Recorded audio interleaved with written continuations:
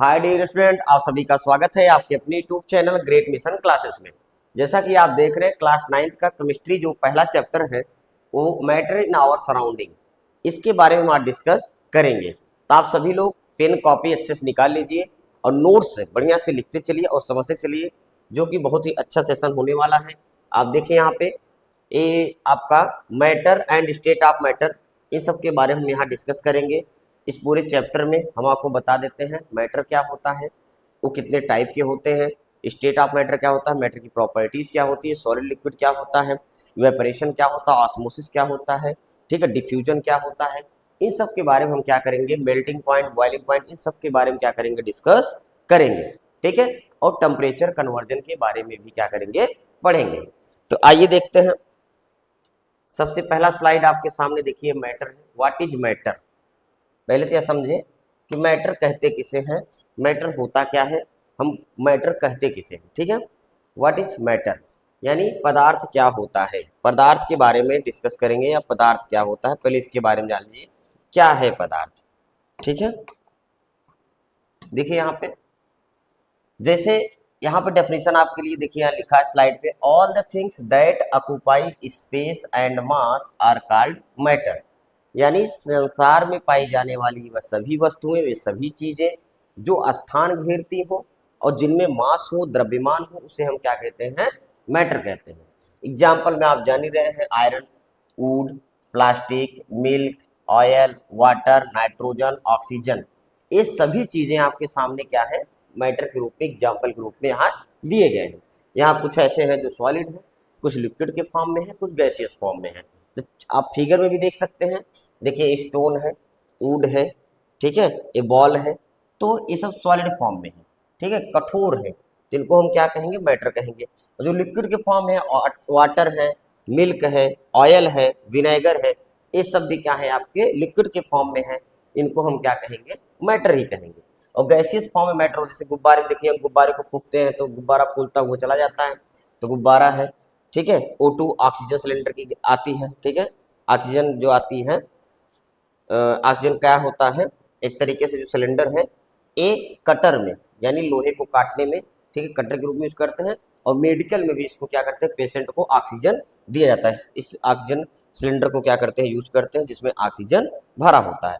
देखिए क्लोरीन है, क्लोरीन की बोतल है, इसमें भी क्या है, गैस भरा हुआ है। ठीक है, तो इसका कहने का मतलब होता है जो मैटर होते हैं वो एक्चुअली में वो 3 रूपों में रह सकते हैं, सॉलिड, लिक्विड एंड गैस। वैसे तो 5 रूप होते हैं, आप जानते ही हैं। सॉलिड, लिक्विड, गैस के बाद प्लाज्मा होता है, बोस्ट आइंस्टीन, कंडेंसेट होता है, तो 5 होते हैं, लेकिन यहाँ मोस्टली हमें कितना पढ़ना है, 3 पढ़ना है। ठीक है, तो हम आपको यह बता दें मैटर क्या है, डेफिनेशन तो आपके सामने लिखा ही गया है, थोड़ा समझने का प्रयास करते हैं फिगर से। जैसे मान लेते हैं मैंने आपके सामने एक फिगर बनाया, ये एक ईंट है, क्या है, ईंट है। ठीक है, तो आपको पता है कि जो ईंट है, ईंट किससे बना है, छोटे छोटे धूल के कणों से मिलकर बना, छोटे छोटे धूल के पार्टिकल से एक ईंट का निर्माण होता है। ठीक है, अब हम ईंट को जहां रखेंगे वो क्या करेगा, उतना स्थान कवर करेगा कि नहीं करेगा, उतना स्थान तो कवर कर लेगा। तो जितना स्थान कवर करेगा वही उसका क्या कहलाएगा, वॉल्यूम कहलाएगा।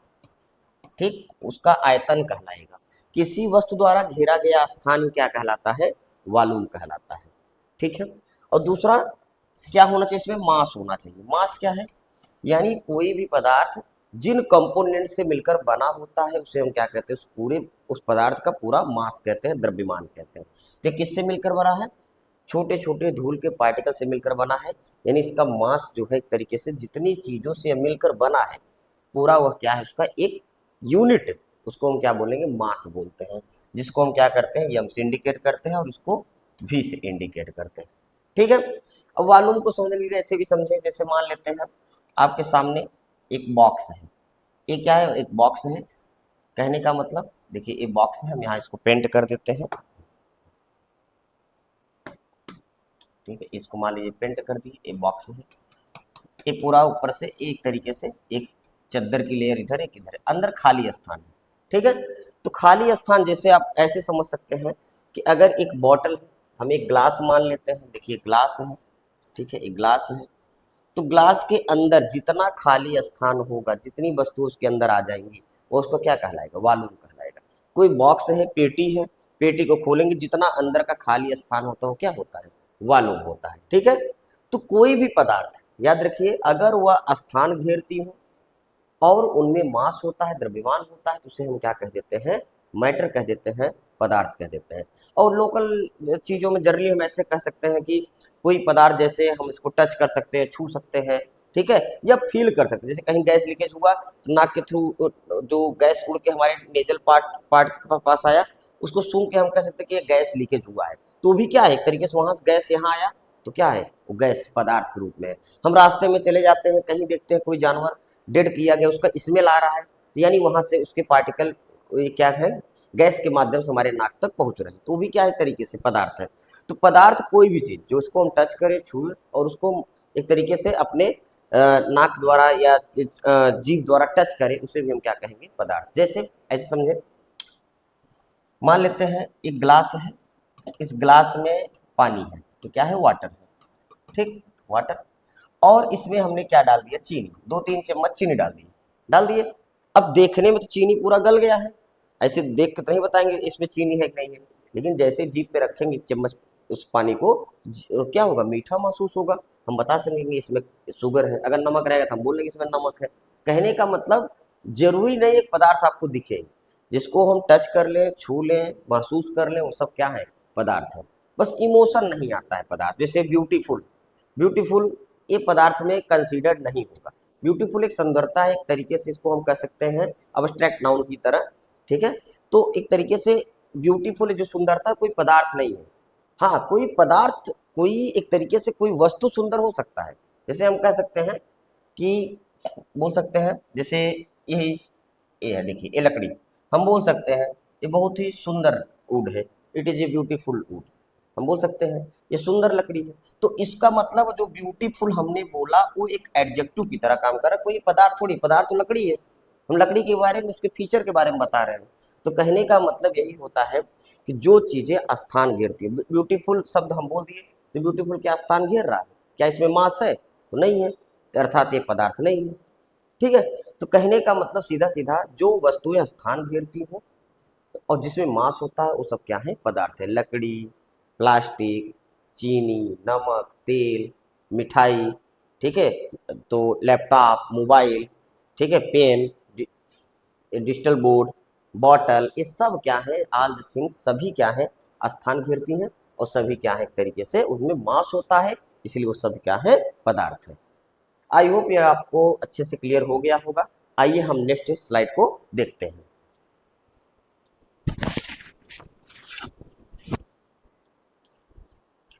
देखिए यहाँ पे नेक्स्ट स्लाइड क्या कहता है, स्टेट ऑफ मैटर। चलिए स्टेट ऑफ मैटर के बारे में देखते हैं। आपको अभी हमने बताया था मोस्टली जो मैटर होते हैं वो 3 प्रकार के होते हैं। सॉलिड यानी ठोस होता है, लिक्विड यानी गैसियस फॉर्म में होता है, ठीक है, क्या है, गैसियस फॉर्म में है, ठीक है, एक गैसियस फॉर्म में, ठीक, sorry, solid, liquid and gas, 3 form में होते हैं कोई भी मैटर। और एक तरीके से भी जान लीजिए मैटर क्या होता है, मैटर छोटे छोटे टीनी पार्टिकल से मिलकर बने होते हैं, ठीक है, ये यानी कोई मैटर आइटम और मालिक्यूल से मिलकर बने होते हैं। तो वही पूछ रहे स्टेट ऑफ मैटर में हम इनके फीचर को देखेंगे, सॉलिड किसे कहते हैं, लिक्विड किसे कहते हैं, गैसेस किसे कहते हैं, इसके बारे में डिस्कस करते हैं। और आपके सामने फिगर भी है, फिगर से हम आपको अच्छे से एक एक पॉइंट समझाएंगे, आप लोग एक पॉइंट को अच्छे से लिखिए भी, ठीक है। देखिए यहाँ पे पहला क्या है, देखिए strong intermolecular force, very less intermolecular space. Solid क्या है, सॉलिड में जो मॉलिक्यूल्स होते हैं आप इसमें देख सकते हैं, ये मॉलिक्यूल्स काफी क्लोजली बाउंड होते हैं। क्यों, क्योंकि एक मॉलिक्यूल और दूसरे मॉलिक्यूल्स यानी एक पार्टिकल दूसरा पार्टिकल से काफी क्लोजली बाउंड रहता है, क्योंकि इनके बीच जो इंटरमॉलिक्यूलर फोर्स है, जो अट्रैक्शन फोर्स है, वो बहुत ज्यादा होता है। अच्छा, जब अट्रैक्शन फोर्स ज्यादा रहेगा तो क्या होगा, स्पेस बहुत कम रहेगा। आप ही सोचो, हम 2 लोग हैं और हम एक 2 लोग हमें एक दूसरे से क्लोजली है, बॉन्डेड है, हमारे दोनों लोग के बीच में क्या होगा, बॉन्ड, एक तरीके से स्पेस क्या होगा, कम होगा और टाइटली बाउंड रहेंगे, ठीक है। और अगर इंटरमॉलिक्यूलर फोर्स ज्यादा रहेगा तो इंटरमॉलिक्यूलर फोर्स कम रहेगा तो स्पेस क्या होगा, ज्यादा रहेगा। तो यहाँ क्या बता रहा है, strong intermolecular force, very less intermolecular space, यानी आपस में इनके मॉलिक्यूल के बीच जो अट्रैक्शन फोर्स है बहुत ज्यादा है, इसीलिए इनके बीच क्या होता है, स्पेस ना के बराबर होता है, बहुत कम मात्रा में होता है। ठीक है, हम ऐसे भी समझ सकते हैं, जैसे देखिए हम आपको यहीं पे इसी पॉइंट को समझाने का प्रयास कर रहे हैं। देखिए एक टुकड़ा है, एक टुकड़ा है, एक टुकड़ा है, ठीक है।